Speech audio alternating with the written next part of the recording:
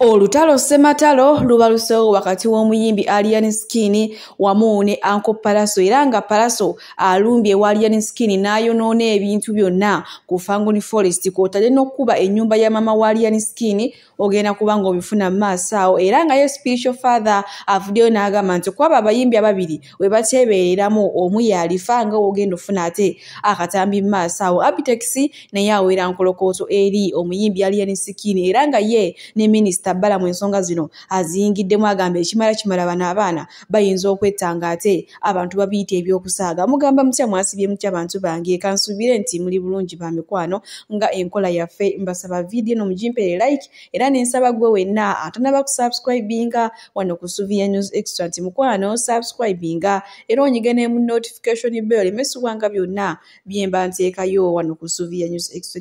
Nenyongera okusabirako mu mwenna abalwadde abakosefu tisaba ekisa kya Mukama ate kibatuukeko oba mikwano. Sheikh Ashraf Dembe omusomi w'eddwa ono ng'akola ku nsonga z'amaka oyagala kufuna butuuze bweru business songa tezitambula bulungi mukubireko enamba y'essimu weeryawo. Munnange sigenda kulwisa era nga nkutandise ne Pallaso wamu ne Alien Skin bannange bano we bituuse bagenda kwettira ddala era nga gw'omusaayi gugenda kuyiika olw'ebino ebikolwa kati ate bye batandise okukola. Olunaku lw'ejjo ebadde Imperial Festival era nga ya Crystal Panda. Alien Skin bageze ne beesisinkana ne Pallaso ku stage emu bannange ekyabadde awo kyabadde kitokota nga si kisandika era gye byasembedde nga Pallaso bamufuumudde ku stage nga bamututte gamba yadduse n'asinga n'akaweewo naye munnange teyayagadde kusemba nakyo naye olwatuuse waka n'ayimbula Alien Skin ne boonoona ebintu.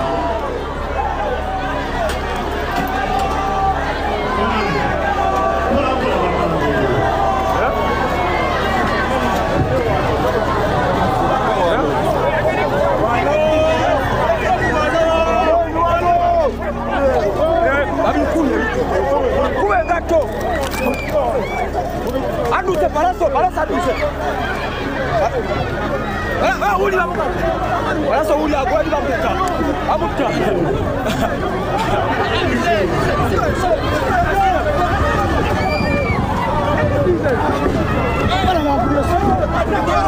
Uli aduka.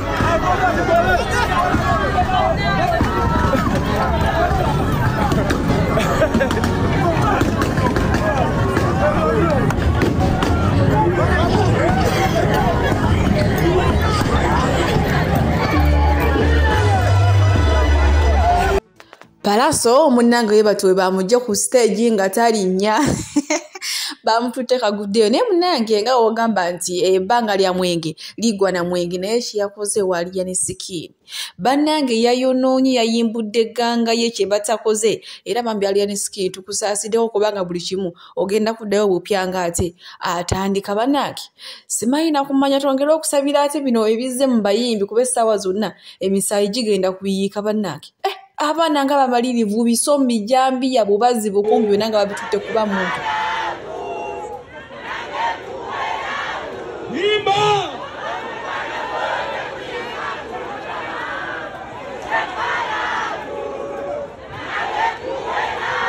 You are my best friend.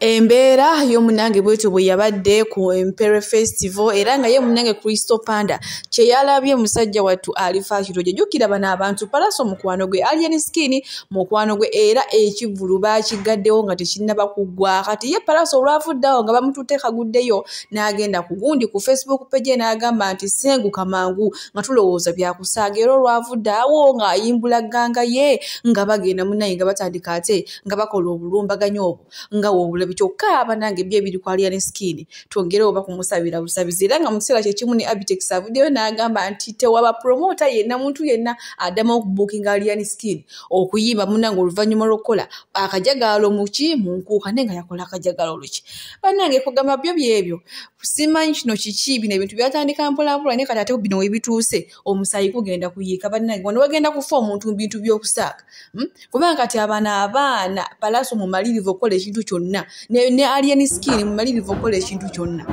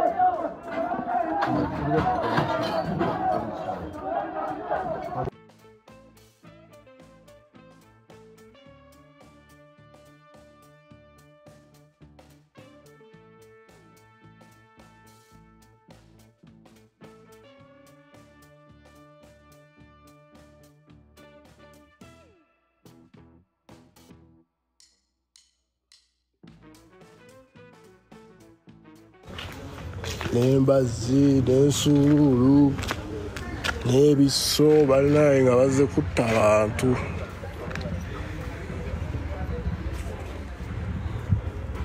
They recorded the Palazzo. Yes, tumukute bulungi jo face nga ali wada ali bukulagira. Embeera y'omunange ya bunkenke nnyo nnyini ddala kati bano abantu ababiri Alien Skin ne Palazzo ekituufu singa buli omu asanga munne ewantu nga tewali bantu bayinza okwetuusaako obulabe sinakindi omu okutta munne kuba kati kino ekikolwa nga Palazzo kye yakoze n'agenda ewa Alien Skin ne batuuka n'okukuba maama wa Alien Skin mu nnyumba ye mwabaddaali baakasusa ejjinja omukazi ye mukadde naye bambi n'alugenderamu. Alien Skin sajja wange nnyo kweganza oluusi mbeerawo ne ŋŋamba ye kiki bonna mikwano gyange ebiseera ebisinga nze wensinkana Palazzo always mugamba let us tubeere bakaka kuba bonna mikwano gyange bonna mikwano gyange enze binnumya omutima. Ndabye ka vidiyo awo bakubye ennyumba ya mukadde amayinja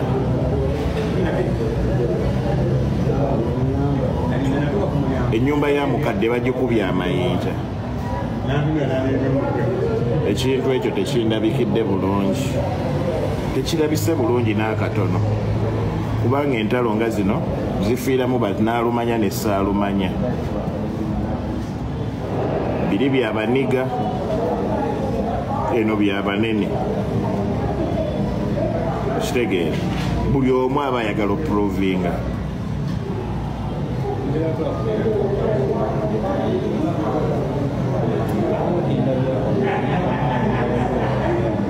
Buli omu ayagala oprovinga.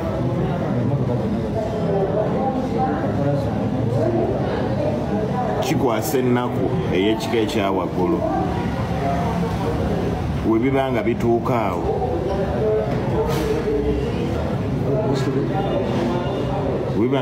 awo kikwasa ennaku ey'ekika ekyawaggulu.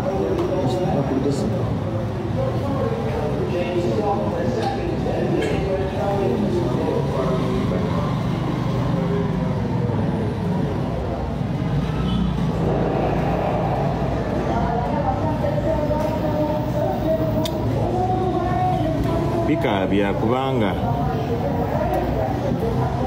omuntu akasusa ejjinja ku nnyumba ya mukadde simanyi oba abadde ategedde wa waali.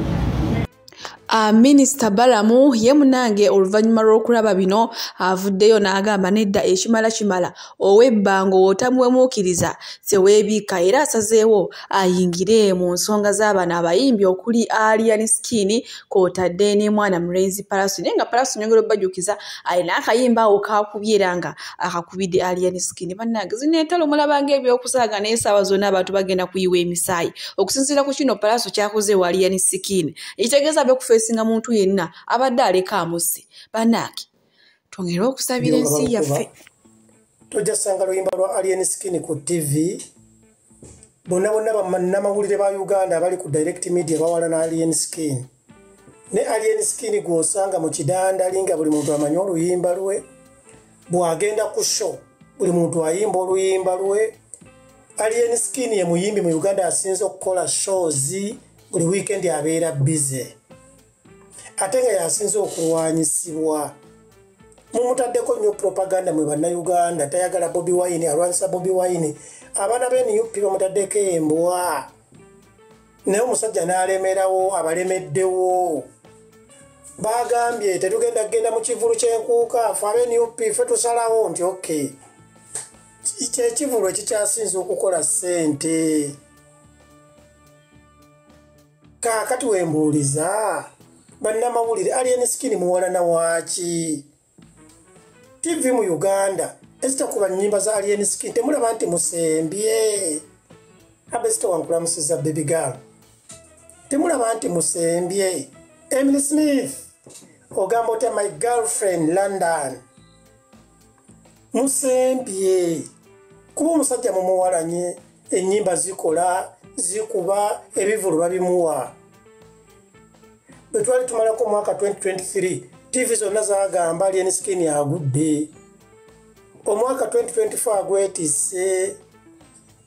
Byebyo nno bannange naye era nga mu kiseera kyekimu spiritual father ye munange avuddeyo n'agamba nti mu guno omwaka egwatabeera wagenda kubeerawo omuyimbi munange ate agenda okulugendera mu bino ebintu bibali mu kwekoza ebyokwerumbira ku mastage kwotadde n'okulumba ewaka waabwe we basula ate ne bakolawo effujja akatambi kalina amaaso wano ng'ate naye anyonyola katukala. Tugenda kuziikayo omuyimbi. Lwaki gweteekawo abiri olabe ekirala ng'etuvuddeyo abantu abawagira Alien Skin olwaleero bwe muwagira Alien Skin okugenda na bino mu maaso muba temuli bawagizi be. Era nze singa mbadde nnina obusobozi n'alinoonyeza maama wa Alien Skin n'enjogerako naye. Alien Skin is moving in footsteps closer to his death point. Bw'olowoozezza? Si bwe ndowoozezza, but I'm prophesying. Kasito wakula entalo buli wamu mu industry banyiivu security wise security ali etimulaba bulungi. Mondo oli mu security. Mondo wa security. Dala kintu kabuyo kali wali anyakeseyo. Jigundi noleta nakalale wantu. Teri kintu kirumya mu 7 mutwe mu biseera bino nga muntu akola kabuyo oba muntu yenna nga alina group emuwuliriramu ng'asobola ogiragira nti mukole kino n'ekikola. Nimbi essebo kituufu awali majority ewali ekinyusi. Bw'oba ng'olina numbers naye ng'osobola oziragira ne zigoyinga against any prescripted law, you are an enemy to the regime. Nti njagala nkibabuulire mututegeere.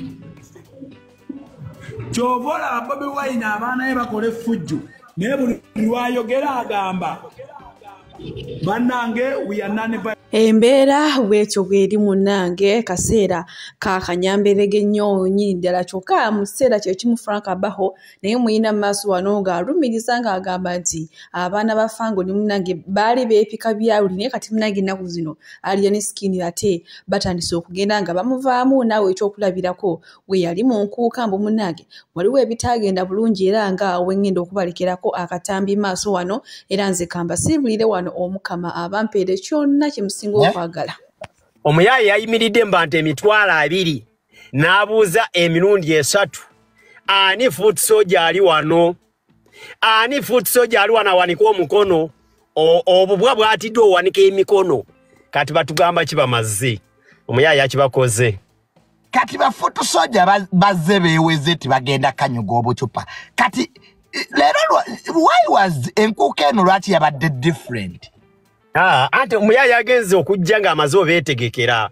Alien ekino ekintu aludde ng'akiruka yakyetegekedde n'aseetinga bascope oba ye scope oyo mwana gwadayogera oyo Asha simanyi biki oyo n'akamandinga buli nsonda yabaddeko abaana ba Alien Skin nga amaze okukamandinga abaze oluvannyuma nga ne stage ejjudde ne bawanika flaga ne bavaayo ne bayimirira wennyini ne bagobawo abantu ne bayimiriraawo katugegeza eyakasusa akacupa olwasoose oba yakakasukidde Bebe Cool yakalidde na kati ali mu ddwaliro ali ku oxygen bamulisiza akacupa bakamulisiza n'akagaaya kati ali ku oxygen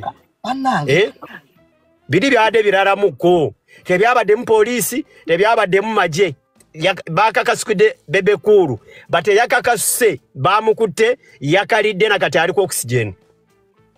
Uganda gye twagala 2025 mujja juulira. Ate tebakomye gundi Junior obuyimbi bwabwe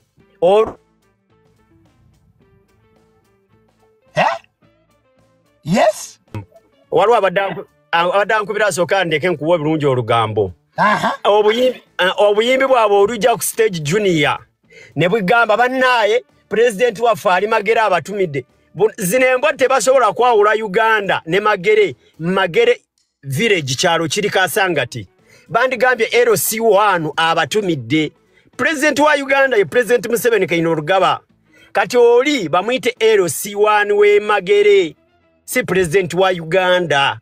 Baule LC1 ne president we Gwanga. Bwe babajja obuyimbi bwona olwade bumala okuperforming.